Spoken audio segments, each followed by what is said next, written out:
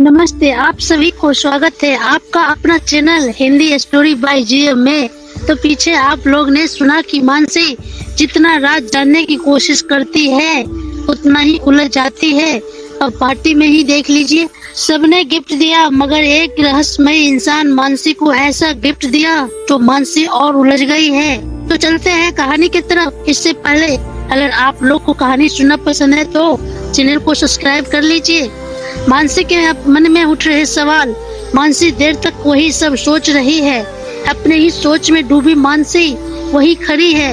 तभी मेहमानों में घिरे संजय की नजर मानसी पर पड़ी तो मानसी के पास आ धीरे से सख्त स्वर में कहा, ये क्या मनहूस की तरह शक्ल बना रखी हो?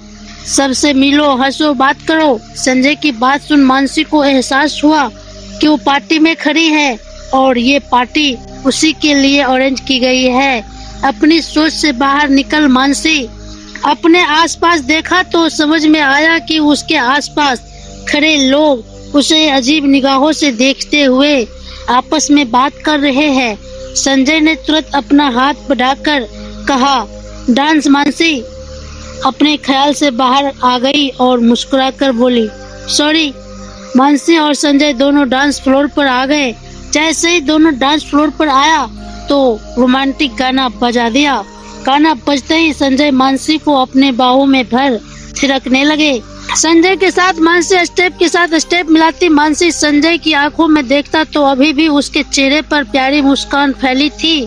मानसी सोचती है, ये आदमी मुस्कुराने की एक्टिंग करते हुए थक नहीं जाता क्या? मेरे तो थोड़ी ही देर में दोनों जबड़ा दुखने लगे जबरदस्ती मुस्कुराते हुए। उफ, और न चाहते हुए भी मानसी के दिमाग में फिर से पहले वाले सवाल ही दस्तक देने लगा। आखिर वो कौन था? उसे कैसे पता कि मुझे ब्लू ऑर्किड बेहद पसंद है? अगर वो मुझे हेमा के बारे में बताना चाहता है तो कब और कैसे मिलेगा? आखिर ये हेमा है कौन? क्या संजय की प्रेमिका है? क्या वो संजय की अतीत है? मुझे इसका पता लगाना होगा। जब एक रात में ही इस आदमी के साथ उलझ कर रह गई हूँ तो मुझे तो इनके साथ कॉन्ट्रैक्ट के अनुसार पूरा 1 साल बिताना है। ऐसे ही चलता रहा तो मैं एक पहेली बनकर रह जाऊंगी। सोचते हुए मानसी को झटका सा लगा। मानसी मन ही मन निश्चय कर लिया कि मैं संजय के बारे में सारे राज जान कर रहूंगी। किसी कॉन्ट्रैक्ट के कारण मैं अपने पूरे जीवन को एक पहेली बनने नहीं दे सकती। ये निर्णय लेते ही मानसी के कदम रुक गई और संजय से कहा, मैं थक गई हूँ और मुझे भूख भी लगी है। क्या मैं जाऊं?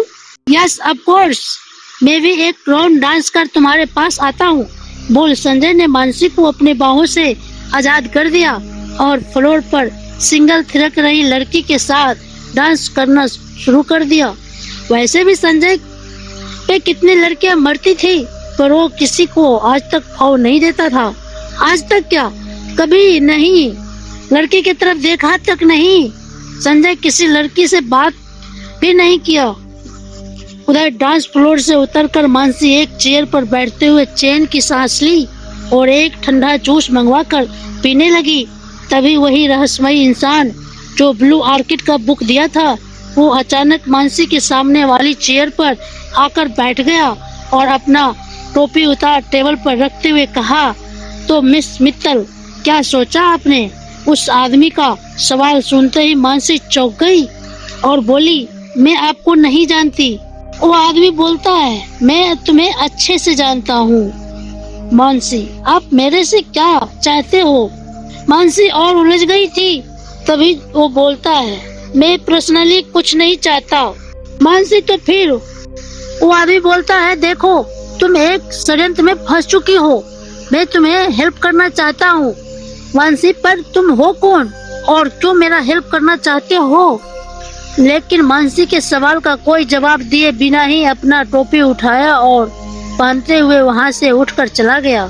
मानसी उसे आश्चर्य से देखती रह गई और सोच में डूब गई। ये आदमी कैसी षड्यंत्र की बात कर रहा था? कहीं ये कॉन्ट्रैक्ट शादी करके अपने पैर पर कुल्हाड़ी मार ली? पर क्या करती मैं?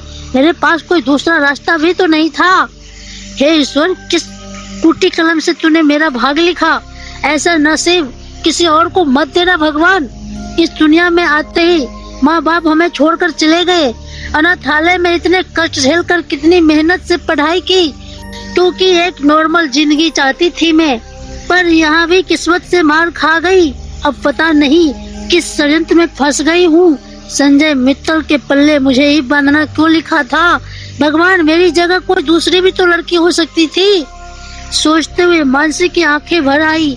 तभी उसके पास कहीं से राधा काकी आ गई और मानसी के कंधे पर हाथ रखते हुए कहा, बहुरानी, आप चलकर खाना खा लीजिए। आश्चर्य में और दुख के सागर में गोते लगाती मानसी राधा की आवाज सुन जल्दी से अपने आंसू पोंछ नॉर्मल होते हुए बोली, काकी, संजय जी को आ जाने दीजिए, फिर मैं खा लूंगी। ठीक है बहू जी, दरअसल आप अकेली और उदास बैठी थी, इसलिए मैं सोचा आपसे बात कर लूं तो आपको थोड़ा अच्छा लगेगा। बोलते हुए राधा के चेहरे पर एक रहस्यमयी मुस्कान आ गई। मानसी ने राधा के चेहरे की तरफ देखा और उड़ती नजर डांस फ्लोर पर डाली। संजय डांस फ्लोर से उतर रहा था। मानसी बोली, काकी, क्या आप संजय जी को बता देंगी कि मैं यहाँ बैठी हूँ?